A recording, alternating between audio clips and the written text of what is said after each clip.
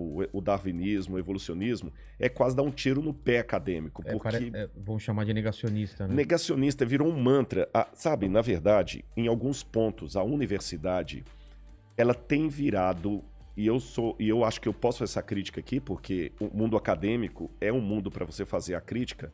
A universidade, em algumas instâncias, tem virado o mesmo padrão cultural da Europa da Idade Média. Caramba!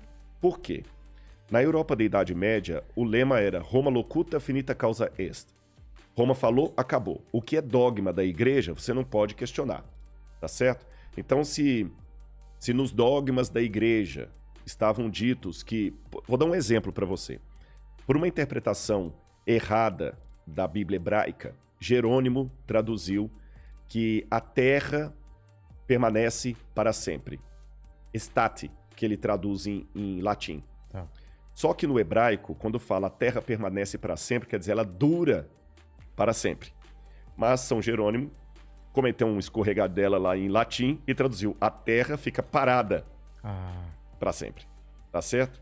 Aí você vê a briga de Galileu Galilei, quando quase foi execrado pela Inquisição da Igreja, pelo Santo Ofício, porque ele falou que a terra por si move. Então, naquela época, você ousar dizer algo contra os dogmas da igreja, você estava cometendo um suicídio intelectual e, ao mesmo tempo, social. Porque não podia falar nada contra... excomungado. Não podia falar nada contra o dogma da igreja. Roma locuta, finita causa est. Roma falou, silêncio, shut up, acabou. Hoje, nós temos alguns mantras também colocados nas universidades que não abrem espaço para o diálogo. Você entendeu? Não abre espaço para o diálogo. Infelizmente, eu posso dizer isso. A universidade deixou de ser aquele centro de ideias até divergentes para dialogar, especialmente na área de humanas, para se tornar apenas repetição de mantra. A gente vê muitos congressos aí, todo mundo falando a mesma coisinha, a mesma coisinha, a mesma coisinha, o mesmo mantra, a mesma filosofia, a mesma ideia, apenas com um detalhezinho aqui e outro ali. Mas quando alguém levanta para falar, espera aí, a coisa não é bem por aí, eu vou dar um exemplo claro para você. Como é que às vezes a universidade também reflete. Se você estudasse na USP, na Universidade Federal do Rio de Janeiro, por exemplo, nos anos 70, principalmente que ali bebiam muito da escola francesa, se você falasse alguma coisa de Karl Marx, você seria execrado. Não haveria espaço para você, na área de humanas, citar o Capital de Karl Marx. Nunca. Nunca. Você tá entendendo? Não tem nem vez para você. O comunismo era uma coisa completamente abjeta. Hoje, em muitas unidades de humanas, se você ousar questionar a figura de Karl Marx... É o contrário. Você vai ser execrado quase como Galileu Galilei foi na época do Santo Ofício. Caramba. Ouse, numa faculdade de sociologia de muitas instituições públicas, falar que você discorda de Karl Marx. Você entendeu? Você tá perdido ou Gramsci. Ou fale contra Gramsci. O pessoal vai te execrar.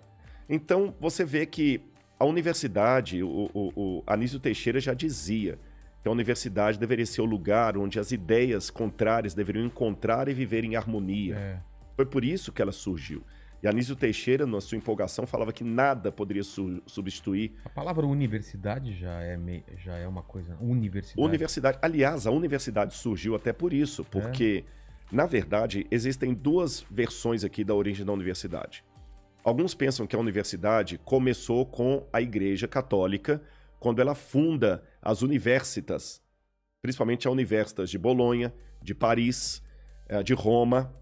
Mas naquela época, a Universitas era um lugar onde, ainda no predomínio da Idade Média, você só podia estudar se tivesse a bênção da igreja, tá certo? Então até os professores, para dar aula ali, ele tinha que ser alguém fiel aos dogmas da igreja. Existe um filme antigo, Vilela, eu não sei se você conhece, se o pessoal de casa vai lembrar, porque ele já deve ter uns 20 anos ou mais, Em Nome de Deus. Sim, sim. Que é uma história verdadeira, contando a história de Abelardo e Louise. Eu visitei em Père Lachaise, lá na França, em Paris, no cemitério de Père Lachaise, o túmulo deles, que é uma história real, embora ela aconteceu na Itália, mas a história é real e terminou na França. Ele era professor de filosofia.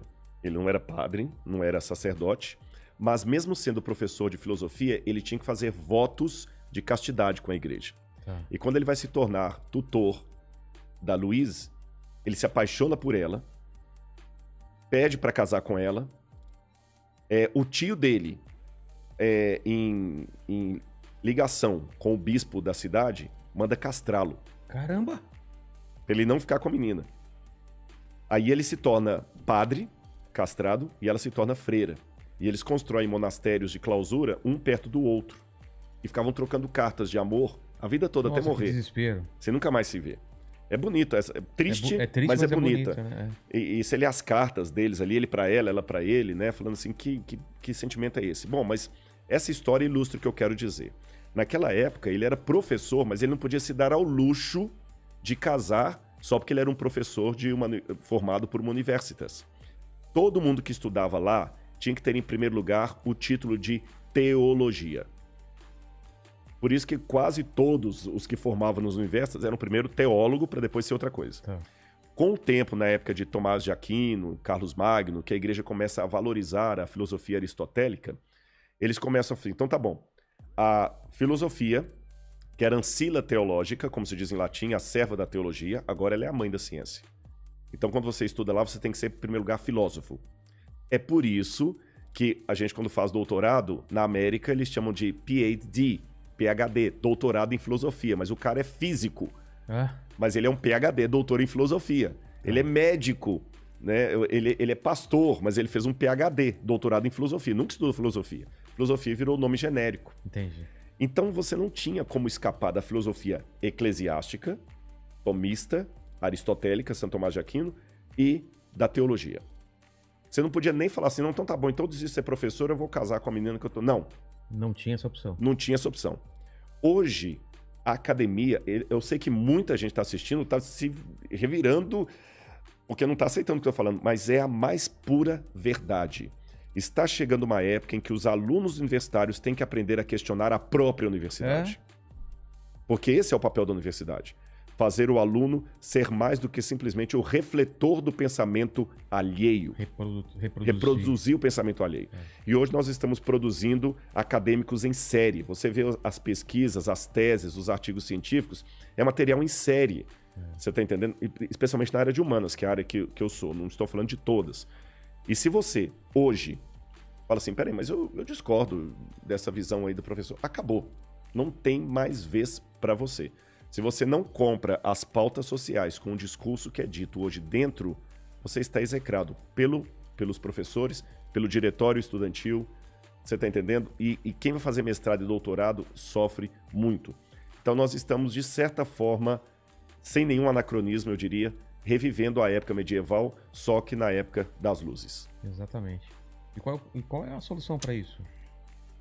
Good question. Exatamente, porque... Good question. Porque a gente está formando mais gente que vai repetir essa mesma coisa. É um ciclo que precisa ser quebrado uma hora, né? Para responder qual a solução para isso, e vai ter que ser quebrado, eu vou dizer duas coisas para você. Em primeiro lugar, para provar que isso aqui não é sandice da minha cabeça, coisinha que eu estou achando, eu tenho em casa até um livro que foi publicado, ele agora já está um pouco antigo, ele já está com uns 15 anos, que ele fez uma análise de várias universidades no Brasil, públicas e privadas, estatística, tudo tabulado. E ele copiou um tipo de análise que também foi feita nos Estados Unidos em universidades sérias, como Yale, Harvard, Princeton e outras mais, Berkeley, na Califórnia. E essas pesquisas mostraram que o índice de pensamento próprio e positivo e pessoal, melhor dizendo, pensamento pessoal de alunos universitários é baixíssimo. Então. A falta... Formular ideias próprias, pensamentos baixíssimo, próprios. Baixíssimo. A incapacidade de alunos de grandes universidades do Brasil e do exterior de produzir um texto com ideias próprias é baixíssima. Alunos, nota A, que quando você pergunta para ele questões conteudistas, ele gabarita. Ele repete com precisão tudo que o professor falou, o mantra todinho. Mas quando você tira o conceito, colocado, inculcado em sala de aula e fala assim, agora se vira sozinho, ele não sabe se expressar. Dificuldade de se expressar por escrito. Por que a gente até brincou que livro é cultura inútil? Porque agora, mesmo muitos alunos com diploma não querem mais ler um livro dessa grossura. Eles querem assistir um videozinho de 3 minutos que dá um resumão pra ele ali. Exatamente. Você tá entendendo? Ou então, ler uma resenha lá e boa. Tem filme sobre isso? Tem filme, clássicos. Os jovens não querem mais ler os clássicos. O pessoal cita Voltaire, mas nunca leram Voltaire. Cita Aristóteles, mas nunca leram a Ética Nicômaco. Pega só trechos E só trechos. A não ser que o professor exija na matéria dele. Olha, eu quero aqui que vocês leiam... eu estou dando uma matéria para vocês, por exemplo, aqui de Nietzsche, e eu gostaria que vocês lessem o Anticristo de Nietzsche, de capa a capa, beleza. Mas fora esses dados, a maior parte dos alunos nunca leram os autores clássicos que eles estão citando.